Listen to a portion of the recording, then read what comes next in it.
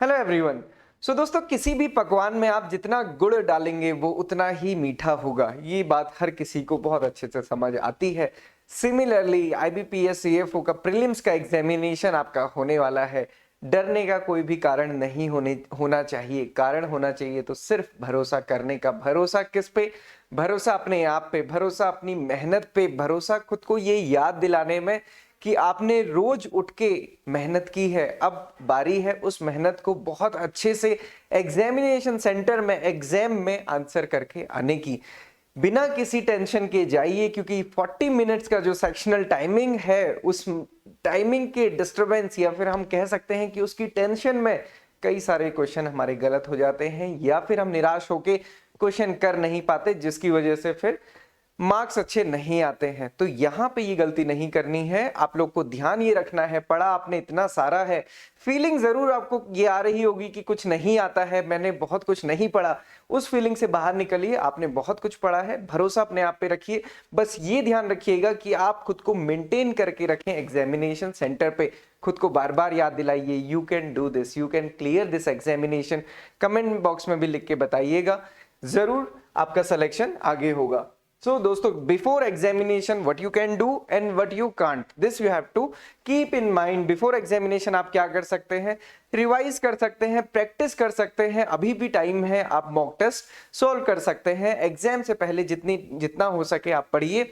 नींद भी पूरी लेनी है। ऐसा नहीं है कि रात भर बस क्वांट्स या फिर रीजनिंग या फिर इंग्लिश ही करने में लगे हुए हैं। आपको रिवीजन करना है, बट अगेन सारी चीज की लिमिट होनी चाहिए। देन उसके अलावा मॉक टेस्ट जो आप अभी सॉल्व कर सकते हैं। इसके अलावा positivity and patience, this is the key. क्योंकि बहुत सारे स्टूडेंट्स हमने भी देखे हैं, आपने भी सुना होगा, आपने महसूस भी किया होगा। अगर किसी का सेकंड अटेम्प्ट है या थर्ड अटेम्प्ट है तो आपने महसूस किया होगा कि सब कुछ आने के बावजूद, क्वेश्चन आने के बावजूद भी वहां पे कुछ ऐसा होता है कि वो गलत हो जाता है या फिर हो नहीं पाता। तो उसके लिए ये बहुत जरूरी है कि पॉजिटिविटी होनी चाहिए और पेशेंस लेके चलिए। क्या नहीं करना है, क्या आप नहीं कर सकते हैं? बेसिकली पेपर का लेवल आप नहीं डिसाइड कर सकते हैं। वो जैसा भी आएगा वो पेपर में ही पता चलेगा। ना ही आप उसको एज्यूम कर सकते हैं, ना ही प्रिज्यूम कर सकते हैं। आप कुछ भी नहीं कर सकते हैं। तो इसके बारे में सोचना ही नहीं है, ना ही सोचना है, ना ही सर्च करना है, ना ही अपना टाइम वेस्ट करना है। इसके अलावा number of attempt, safe attempts, thumbnail में भी हमने लिखा है सेफ अटेम्प्ट्स। सेफ अटेम्प्ट्स कोई कैसे बता सकता है? सेफ अटेम्प्ट अगर बता दिया जाए या फिर बता दिया जाए, मतलब वो पहले तो बता नहीं सकते, और अगर बता भी दिया जाए क्या आप उतने पे अटक जाएंगे? मान लीजिए कि मैं अगर आपसे कहूं कि आपको 125 या फिर 150 जो क्वेश्चंस आने वाले हैं, 150 क्वेश्चंस में आपको 30 ही करके आने, क्या आप 30 ही करके आएंगे? ओके, पेपर डिफिकल्ट हुआ, क्या पता इससे कम हो। पेपर इजी हुआ, क्या पता इससे ज्यादा हो। क्या पता वो 75 80 तक पहुंच जाए। तो सेफ अटेम्प्ट जैसी कोई चीज नहीं होती है। एग्जामिनेशन में जितने क्वेश्चन आपसे हो पाएंगे वही आपका सेफ अटेम्प्ट होगा। कट ऑफ, कट ऑफ पहले कभी भी, पहले क्या कोई भी कैसे भी डिसाइड नहीं कर सकता है। ये लास्ट सेलेक्टेड कैंडिडेट के स्टूडेंट्स या फिर कैंडिडेट के मार्क्स होते हैं, वो तभी पता चलेंगे जब आईपीएस रिलीज करेगा। तो इसके बारे में ना सोचिए, इन तीनों ही चीजों के बारे में मत सोचिए। लास्ट दिन हम लगे रहते हैं कि ये देखने में कि सर कितना करके आना है, आप बता दीजिए। इंग्लिश में मिनिमम कितने करके आए? उतने करके आइए जितने आपको आते हैं। जितने मैं बोलूंगा या जितना कोई और बोलेगा वो कैसे हो सकता है? मान लीजिए किसी ने बोला कि आपको एटलीस्ट 25 क्वेश्चन करके आने हैं तभी आपके 12.5 नंबर आएंगे। अब मान लीजिए नहीं आए आपके, तो फिर आप क्या वहां पे तुक्के मारेंगे? तो ये चीज नहीं करनी है। ओके, तो ये तीनों ही चीजें प्रिडिक्ट नहीं की जा सकती हैं, तो अपना टाइम भी वेस्ट नहीं करना है, बिल्कुल भी मत कीजिएगा। इसके अलावा पेपर का पैटर्न आपको पता है, 150 क्वेश्चंस होंगे 125 मार्क्स के। ओके, तो मैक्सिमम की ट्राई कीजिए जिसमें जितने होते हैं, जितने में आप श्योर हैं। गैस नहीं करना है, क्योंकि यहाँ पे गैस करने जैसा कोई सब्जेक्ट भी नहीं है।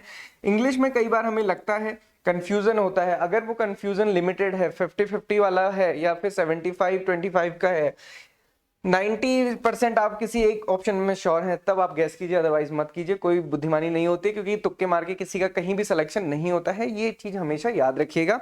सिलेक्शन होगा जिसमें आप श्योर होंगे उसी से ही।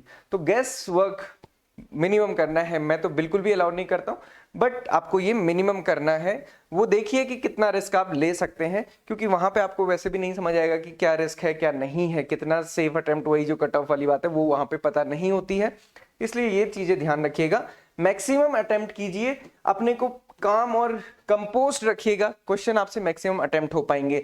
जंपिंग मत कीजिएगा। जनरली होता क्या है, क्वांट्स या फिर रीजनिंग में मान लीजिए कोई आप डीआई सॉल्व करने लगे, परसेंटेज या किसी कोई सी भी डीआई थी, अभी कुछ टाइम बाद आपको 5 मिनट बाद लगा यार इसमें टाइम बहुत ज्यादा जा रहा है, मैं दूसरा क्वेश्चन कर लेता हूँ। दूसरे क्वेश्चन में लग गए, आपको लगा कि 5 मिनट तो उसमें दे दिए हैं, वापस उसमें जाता हो, तो इन चीजों में भी टाइम वेस्ट होता है। तो सॉल्व करने से पहले ही डिसाइड कर लीजिए सॉल्व करनी है कि नहीं करनी है।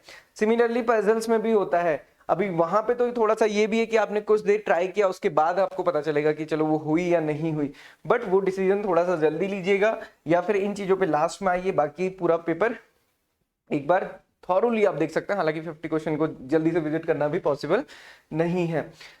क्या चीज ध्यान रखना है, कोई कंपैरिजन नहीं होता है। आपके बगल में कोई बैठा है, उसने 4 रफ सीट भर दी है, इसका कुछ मतलब नहीं होता है। ये मत सोचिएगा कि उसको ज्यादा आता है आपको कम आता है, कुछ भी हो सकता है।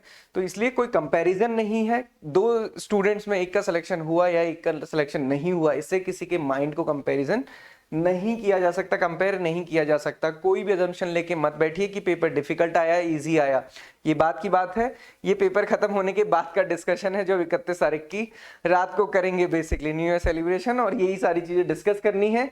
ट्रस्ट करना है अपने आप पे, ट्रस्ट करना है अपनी प्रिपरेशन पे, ट्रस्ट करना है अपने ऊपर, इस बात पे कि जो भी चीज आप कर रहे हैं वो आप सही कर रहे हैं और डेफिनेटली आपका अच्छा ही होगा। फेथ रखिए अपने आप पे भी और अपनी प्रिपरेशन पे भी।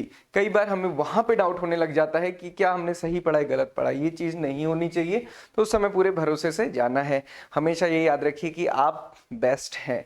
प्रिपरेशन के टाइम पे आपने सब कुछ प्रिपरेशन किया है, बहुत अच्छे से किया है, एग्जाम के टाइम पे आप बेस्ट हैं, आप सबसे अच्छा कर रहे हैं। तो अगल बगल में कोई रफ पेपर ज्यादा फिल कर रहा है या फिर कोई लगा हुआ है, कोई कुछ भी कर रहा है, आपको उससे कोई मतलब नहीं होना चाहिए।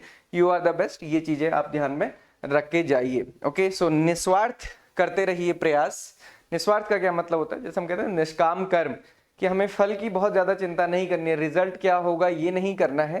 हालांकि फल हमारे माइंड में है कि क्या होना है, बट प्रयास आपको करते रहना है। डेफिनेटली आपका इंतजार खत्म होगा।